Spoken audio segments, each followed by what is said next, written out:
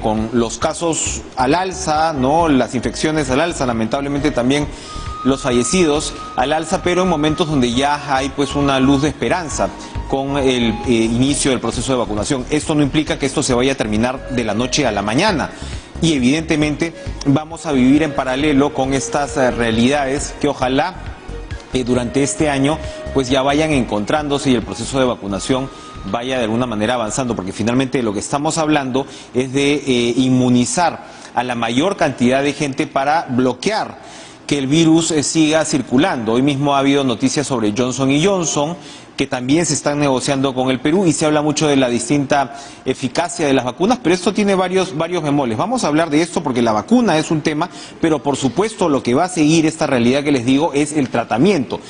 Lo primero es no infectarse, pero hay una realidad que es la de qué hacer para no llegar a UCI, cómo debe ser este tratamiento, y que va también cambiando, ¿no? Y va asumiendo la realidad del coronavirus día a día. Vamos a conversar con el doctor Osvaldo Castañeda. Él es médico especialista en inmunología y reumatología, con más de 40 años de experiencia, de los más destacados en el país. Es presidente, además, por lo que entiendo, del Congreso Panamericano de Reumatología del 2020, y ha capacitado a gran cantidad de profesionales en esta pandemia, precisamente sobre lo que les estoy señalando, cómo asumir el tratamiento para evitar que esto pase a mayores. Aquí estamos hablando a veces, desde la prensa vemos el tema de manera un tanto binaria, y en realidad esto se trata de detener los casos para que no lleguen pues finalmente a UCI y ojalá pues por supuesto que no a la muerte. Doctor Castañeda, gracias por estar con nosotros. Muy buenas noches. ¿Cómo estás? Buenas noches, Enrique. Y solamente para aclarar algo, ya no soy presidente de nada porque la pandemia ha cambiado todas las actividades de los congresos, y en el 2020 ha sido el congreso en Miami y el próximo año va a ser en Miami de manera virtual nuevamente. Ah, ok, como habíamos visto la noticia en la prensa en un momento del año 2022, ¿verdad? Pero claro. Eso fue hace bastante tiempo, cuando eran otras las situaciones. Claro, están como en los Olímpicos de Tokio, en todo caso. Bueno, sí, muy bien, aclarado entonces este punto. Yo quería preguntarle antes del tema del tratamiento, el tema de las vacunas. Hoy leía unas noticias precisamente sobre Johnson & Johnson, que hay cierto debate internacional que algo nos, hermana con las vacunas chinas, en el sentido que, por ejemplo, Johnson & Johnson ha dicho, mi vacuna va a tener 66%, me parece, de eficacia para el caso de América Latina, es un poquito más para el caso de Estados Unidos, y claro, la gente dice, uy, que mucho menos que Pfizer, ¿no? Pero por el otro lado uno comienza a ver que Johnson & Johnson tiene una sola dosis, y segundo, que era lo que me interesaba, que su efectividad para lo que es enfermedad grave sí es bastante más alta que ese 60 y pico %. Es decir, evita que se formen cuadros críticos, y entiendo yo, ese es el gran objetivo. Se lo pregunto porque veía a expertos estadounidenses decir, bueno, esta no es una mala noticia, si me tengo que poner mañana la vacuna de Johnson & Johnson, o si de repente la China, me la pongo mañana. ¿Qué opina usted al respecto de este debate, esta discusión? Bueno, aquí hay varias cosas que enfatizar, porque es muy importante hacer conocer los conceptos que se requieren para que la población tenga un poco de tranquilidad, pero también para que tenga bastante responsabilidad. Ninguna vacuna es 100% efectiva prácticamente. La mayoría de las vacunas sirven en la mayoría de las personas, pero siempre alguna se escapa de tener la protección. Y sí es cierto que hay diferencias en lo que consigue cada vacuna, la de Pfizer, la de Moderna, la de Johnson & Johnson, la de AstraZeneca, la China, etcétera. Pero tenemos que tener bien claro en nuestra cabeza que ante este enemigo que nos está diezmando a la humanidad, tenemos que echar mano de lo que nos llegue. Algo es algo, peor es nada. Yo creo que eso es importantísimo tenerlo presente. Y si la vacuna tiene una eficacia mayor o menor, lo que tenemos que entender es que al vacunarnos, unos estaremos protegidos y otros no. Entonces tenemos que, a pesar de la vacuna, seguir cuidándonos, seguir teniendo nuestras precauciones. Y para tener, y otra cosa importante, las vacunas, algunas se ponen una sola vez, hay otras vacunas que se necesitan poner 2 veces y hay otras vacunas que se necesitan poner más de 2 veces según algunas enfermedades. Entonces, no es cierto lo que divulgan de que van a ponernos 2 vacunas por cuestión comercial para ganar más plata. No, por favor. Las vacunas necesitan algunas ponerse una dosis de refuerzo para que complete su eficacia, si no la eficacia es muy pobre. Entonces, cuando una persona lo vacunan con la primera dosis, se puede más fácilmente contagiar. Cuando le ponen la segunda dosis, está más protegido. Y eso del 60%, del 70%, al final es parecido, y lo que tenemos que resignarnos, porque el mundo entero tiene que resignarse, es que a pesar de la vacuna tendremos que seguirnos cuidando. Bien. Y esto nos lleva a lo otro que acabas de mencionar. Cuando tenemos un enemigo que nos ataca, tenemos que tener bien claro en la cabeza de que tenemos que defendernos con lo que sea. Si cuando nos ataca un enemigo nos cruzamos de brazos porque no tenemos armamento, ametralladoras, cañones, misiles, el enemigo nos va a masacrar. Entonces, como dice el dicho popular, hay que defendernos aunque sea con uñas y dientes. Entonces, eso es lo que ha tenido que hacerse desde el principio, hacer entenderle a las personas y a los profesionales.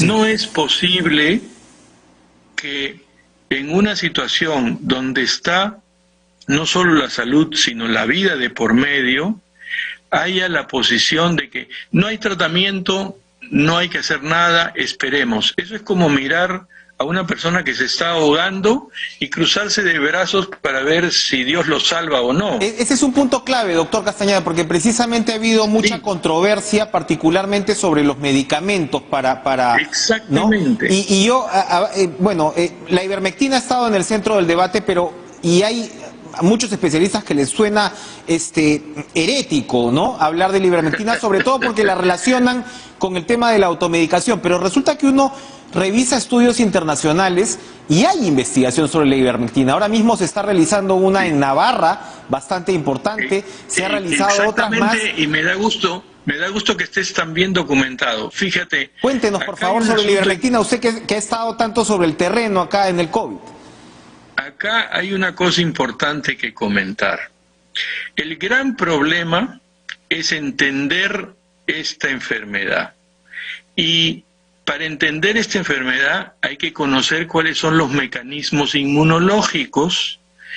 Y la inmunología no es una ciencia que esté al alcance y en el conocimiento de las mayorías de los profesionales.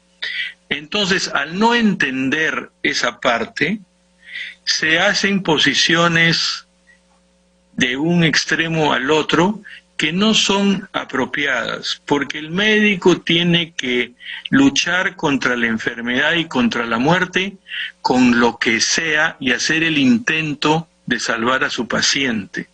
Entonces, esas posiciones, esto no porque no hay evidencia suficiente, aquí no tenemos que esperar la evidencia suficiente, aquí tenemos que entender los mecanismos. Y te voy a explicar rápidamente, porque yo sé que el tiempo es importante. El COVID tiene tres partes. La primera parte es la infección cuando entra el virus, que dura, como cosa importante, como una semana. O sea, la primera semana de enfermedad, el virus entra al cuerpo y comienza a reproducirse. Se reproduce mucho porque se camufla del sistema inmune, que es nuestra defensa, y se esconde, y entonces después de 2 o 3 días recién el sistema inmune lo detecta. y recién ahí comienza a combatirlo. Cuando la carga viral es muy grande, el combate es terrible y el sistema inmune despliega todos sus armamentos y comienza a dañar al cuerpo, y entonces a la semana en muchas personas se produce ya una inflamación por el sistema inmune, no por el virus. Entonces son 2 etapas de tratamiento. La primera etapa es para intentar reducir la carga viral, o sea, intentar bloquear la reproducción del virus para que no aumente tanto. Entonces, todos los medicamentos que de una u otra manera se han comprobado que tienen una eficacia en el laboratorio, de que bloquean la reproducción del virus, son medicamentos que hay que intentar, y para eso hemos tenido tanto tiempo los pacientes. Y luego, la segunda etapa es cuando empieza la inflamación, y ahí lo que hay que hacer es combatir con fuerza al comienzo la inflamación. Entonces son las 2 cosas importantes. Tratar de disminuir la reproducción del virus los primeros días, para que los pacientes no tengan que llegar al hospital. Y la segunda etapa, cuando empieza la inflamación, darle con fuerza el tratamiento para anular la inflamación y que no empiecen las complicaciones y que la inflamación se descontrole. Y así evitamos que algunos pacientes que hayan tenido que hospitalizarse tengan que ir a UCI. Entonces, aquí lo importante, lo he dicho desde hace un año prácticamente, porque desde que empezó la pandemia lo comentaba, cuál es el concepto. Si a mí me ataca un enemigo, yo no tengo que gastar mi esfuerzo en construir hospitales para mis heridos y muertos. Yo tengo que gastar mi esfuerzo en entrenar a mis soldados y darles armamento. Y eso es un punto crucial. Los soldados son el personal de salud y el armamento son las medicinas y cómo saber usarlas. Entonces, la ivermectina, la acitromicina, la hidroxicloroquina reducen la carga viral. No son mágicas, no son medicinas que evitan el contagio. Eso hay que entender, porque no son medicinas que matan al virus. Son medicinas que disminuyen la reproducción del virus. Y operan en esta primera parte que usted señala, operan en esta primera parte. Exactamente. Lo ideal es desde el primer día que empiezas con tus molestias, para que no perdamos días valiosos. Entonces, esos medicamentos no son mágicos, no es que eviten que te contagies ni matan al virus, pero sí ayudan a disminuir la carga viral. Si nosotros hacemos el esfuerzo de disminuir la carga viral, evitamos que la mayor cantidad de personas no tengan que hospitalizarse. Se tendrán que hospitalizar uno que otro, y en ese momento ya el tratamiento es otro, diferente, para combatir la inflamación, pero con fuerza. No, el tratamiento no es oxígeno ni ventilación, esos son soportes de ayuda. El tratamiento es con medicación para que la inflamación la elimino al principio, es como un incendio. Entonces, ¿estamos hablando de corticoides en la segunda parte? De corticoides al comienzo, de corticoides en el intermedio de la segunda parte, pero en la tercera parte los famosos pulsos de corticoides están contraindicados. Los intensivistas dicen, los pulsos no sirven. Claro, ¿cómo les va a servir si ellos sufren el problema de recibir a los pacientes de cuidados intensivos ya cuando están en inflamación muy avanzada, con muchas complicaciones? Entonces hay que ayudar a entender las cosas que pasan para que cada etapa tenga el tratamiento apropiado.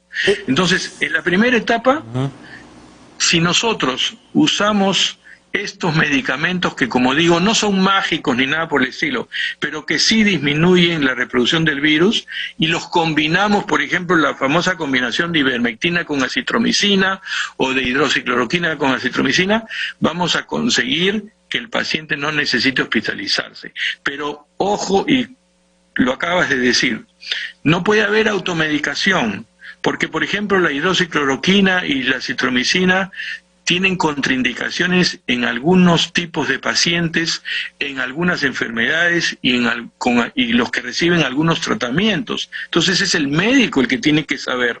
No es cuestión de que yo me lo tomo por mi cuenta y me da un paro cardíaco y por la automedicación me pongo grave. Entonces, los medicamentos tienen que ser prescritos por el médico, pero hay que capacitar a los soldados para que sepan usar el armamento. Perfecto. Entonces, hay que explicar. Los reumatólogos usamos hidroxicloroquina desde hace como 60 años. Entonces, y la usamos todo el tiempo. Y la usamos en gestantes y en la lactancia, porque hace más de 10 años se comprobó su seguridad. No es un medicamento que sea peligroso. Lo peligroso es usar el medicamento cuando no se sabe en quién usarlo. Entonces, por eso es necesaria la capacitación. Bien. Y la ivermectina, de la misma manera, es un medicamento que se ha usado en millones de dosis con una tolerancia excelente, pero eso no quiere decir que sea inocuo. Hay pacientes que por tomar ivermectina les da alergia. Y entonces están tomando, les da alergia y después si la necesitan, les puede producir una alergia severa o no van a poder usarla. Entonces las cosas hay que usarlas con prescripción médica, no con automedicación. Pero hay que entender que sí existen medicamentos para cada etapa. Perfecto. Y lo que acabas de decir, no solamente en Navarra están haciendo ahora un estudio, la clínica de la Universidad de Navarra es una de las mejores del mundo y los investigadores son sumamente serios. Y ellos están haciendo exactamente, como dijiste, un protocolo ahora de uso de ivermectina. Pero ya ha habido muchos estudios que han mostrado que la ivermectina evitó que los pacientes se hospitalizaran. Así es. La ivermectina con la acitromicina. Esos estudios, si bien es cierto, son de 400 pacientes, 500 pacientes, no son de gran cantidad de pacientes y han sido sin usar un grupo comparativo, porque no nos podemos dar el lujo, en una situación como esta tan crítica para la vida, en pretender tener grupos comparativos al que no le damos lo que podría beneficiar. Entonces, han sido estudios en grupos de personas y se han comparado con otros grupos que no han estado en el estudio, pero que no han recibido el tratamiento. Y han mostrado que disminuyen tremendamente la necesidad de hospitalizarse. Entonces, cuando algún médico dice, no, pero ese no es un estudio controlado, sí, y por lo tanto no es evidencia, no, porque si yo hago un estudio en un sitio y me resulta de una manera, y lo hacen en decenas de sitios y les resulta de la misma manera, entonces esa es evidencia que sí funciona. Perfecto. Porque si no funcionara, en otros sitios no resultaría igual. Clarísimo. Y por otro lado, para terminar esta parte, sí hay estudios controlados, randomizados, comparativos con placebo, a doble ciego, que se han hecho en varios sitios, por ejemplo en Argentina, en Irán, en Bangladesh, estudios controlados que sí han mostrado igualmente la eficacia, ahora el de Navarra. Entonces, lo que pasa es que hay que conocer toda la información, no hay que desmerecer la información. Muy cierto, muy cierto. Muchas gracias, doctor Osvaldo Castañeda, por acompañarnos esta noche, médico especialista destacado en inmunología y reumatología. Importante centrar el debate en estos temas. Cifras